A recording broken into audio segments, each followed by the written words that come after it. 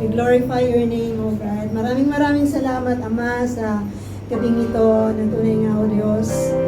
Kayo, Panginoon, ay pinili po kami, Panginoon, upang kayo ay purihin, O Lord God. Tunay nga po, Panginoon, na maluwalhati ang inyong pangalan, dakila ka, O Diyos.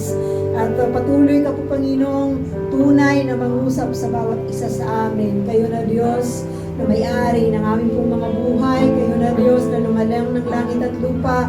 Kayo na Diyos na patuloy na nagsusustain sa amin ng kalakasan, O Lord God.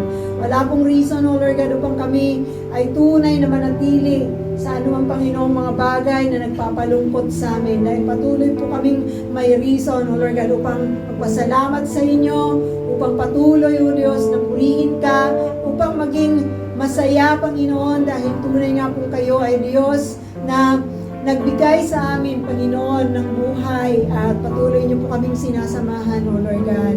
Mag-glorify ka, Panginoon, sa iglesyang ito, sa sanctuaryong ito, Panginoon, from the front up to the back, in the hearts of your people, Panginoon. May you work, Panginoon, according to your purpose, O Lord. Sa iyo po lahat ng kapurihan, pagsamba at pagluwalhati in Jesus' name. Amen. Paghihin na nga, Panginoon, sinaya ko. God is so good to us. Patuloy na yung katapatan ng ating Diyos ay atin pong mararanasan sa ating mga buhay. Lalo na kung tayo po ay magiging tapat din sa ating Diyos.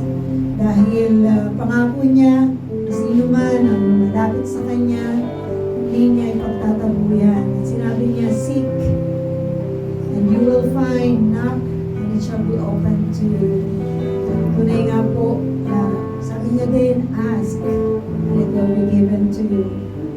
Nais ng Diyos na tayo po ay laging lumalapit, nagiging dependent po sa ating Panginoon sa lahat ng oras. Napatuloy natin yung tandaan at patuloy natin i-meditate sa ating mga buhay. Taas po natin ang ating mga kamay sa Panginoon. The Lord bless you and keep you, the Lord